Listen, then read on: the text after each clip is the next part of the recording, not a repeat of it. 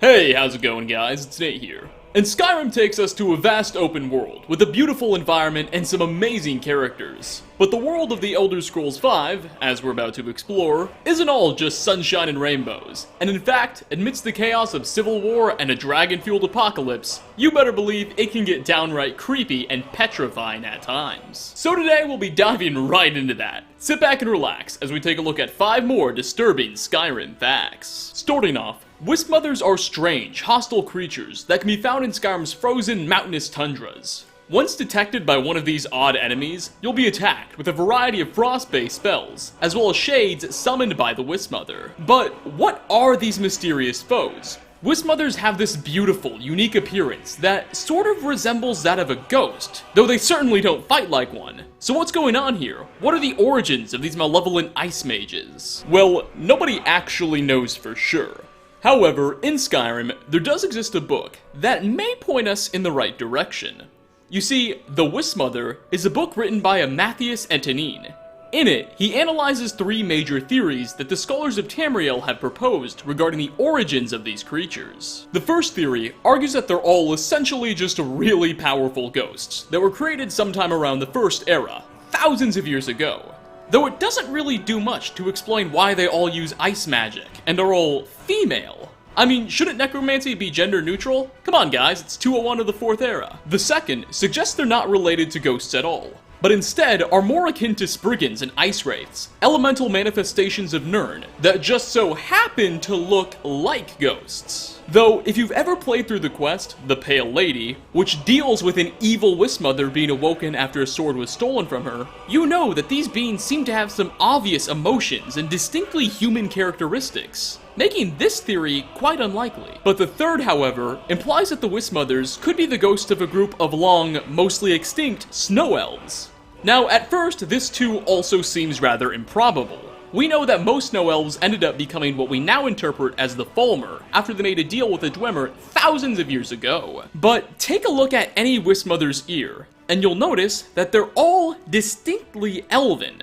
Also, if you've ever visited Blackreach, a dwarven ruin now mostly overrun with Falmer, you'll find a Wisp Mother near the debate hall. Now, the thing about Blackreach is that it's almost impossible to enter, so this being had to have either been let in by the dwarves, likely alongside many fellow snow elves thousands of years ago, or not at all. Additionally, you can find other Wisp Mothers near other dwarven ruins as well. Raccoon comes to mind. Now, what would cause a snow elf to transform into a Wisp Mother is unclear. A necromantic ritual, maybe? I'm unsure. But it seems obvious that these frightening enemies are no ordinary ghosts. Next on the list, we have something a little more lighthearted. Well, that is, if you think it was an accident. You see, Froki's shack is a small, shack located near the mountainous southern border of the Rift. In it lives a man named Froki, and a young boy, his grandson, named Hameen. At first, all seems well here. Froki is a stubborn yet polite individual who offers you some quests and then treats you pretty well, and Hameen is a respectful young man. But a careful inspection of this home, as some folks have pointed out on Reddit, reveals something a bit disturbing. For this elderly man and boy, there exists only one bed. Now, I'm pretty sure this was just an oversight by Bethesda. Such an odd sleeping arrangement couldn't have been made on purpose. At least, I don't think so. Which is why I say lighthearted. Additionally, only one character will sleep in there at a time, so that's good. Regardless, this is still a pretty creepy thing to walk in on for your first time. Coming in at number 3, the Dark Brotherhood is quite a disturbing faction, as is when left alone.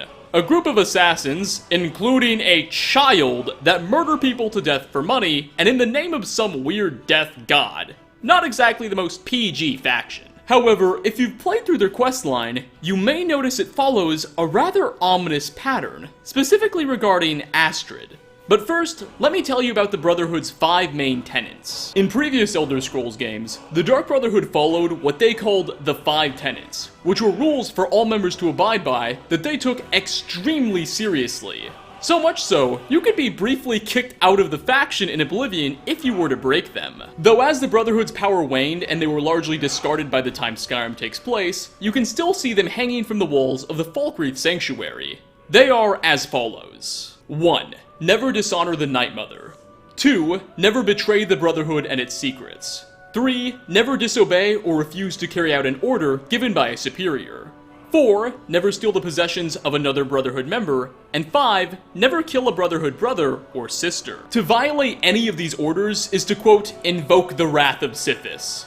Well, you may have noticed that throughout the Brotherhood storyline, Astrid, the guild's leader, breaks all of these in succession. She orders you to steal Cicero's journals, breaking rule number 4, then to dishonor the Night Mother by hiding in her coffin, violating the first tenet. After which, she disobeyed the Night Mother's order to seek out Amon Motier in Volenrune, rule number 3. Of course, after all of this, she betrays the guild by revealing the location of the sanctuary, and finally plotted for you to be killed, rules number 2 and 5. Additionally, she also asked you to murder Cicero, though you could secretly choose not to. It seems as though Bethesda constructed the entire Brotherhood story arc to revolve around Astrid's violation of these tenets. I do suppose it's possible they didn't actually do this on purpose and didn't really know what they were going for, but still, an ominous coincidence nonetheless that would be. For 4th spot, southeast of Morthal, the Dragonborn can stumble upon a curious sight. A somewhat caved-in Nordic burial mound.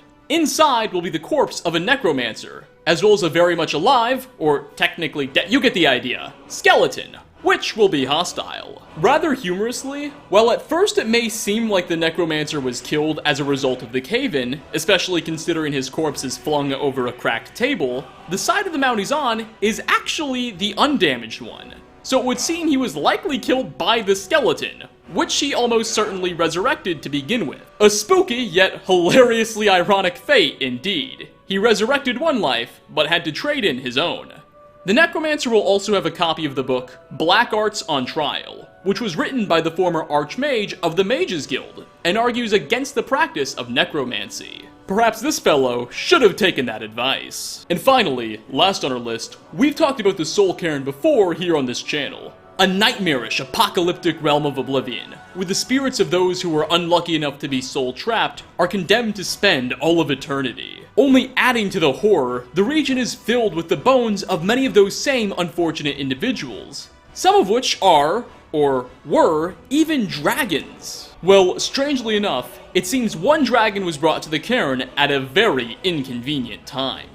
Just south of the great wall that divides the realm, you can stumble across the skeletal remains of a once mighty Dova. But it's what's inside of these dragons' bones that make this so depressing. Because inside what would be the dragon's stomach is the remains of yet another skeleton, that of a human being. He seems to be reaching up in some form or fashion, and just outside of the dragon's mouth is a steel sword.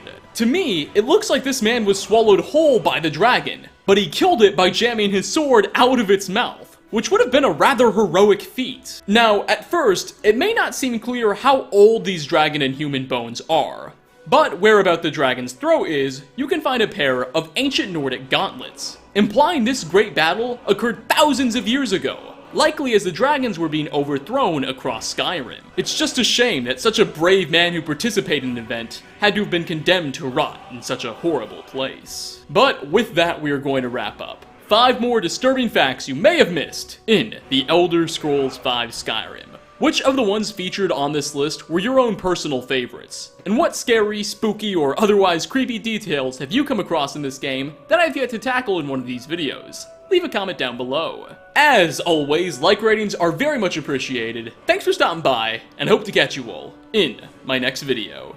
Peace out, everybody.